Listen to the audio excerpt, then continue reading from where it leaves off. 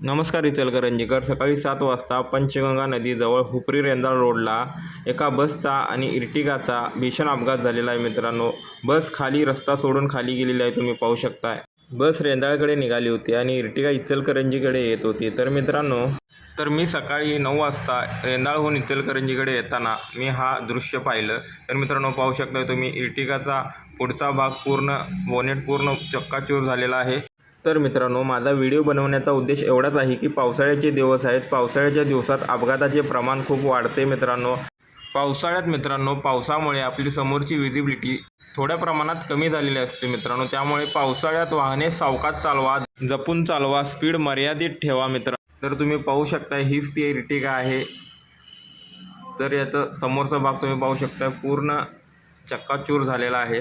तर तिथं मिळालेल्या माहितीनुसार मित्रांनो, इर्टिगा आणि बसमधील सर्व माणसे सुखरूप आहेत, कोणाची जीवितहानी झालेली नाही. तर वाहने सावकाश हाका आणि आपली काळजी घ्या. थँक्यू.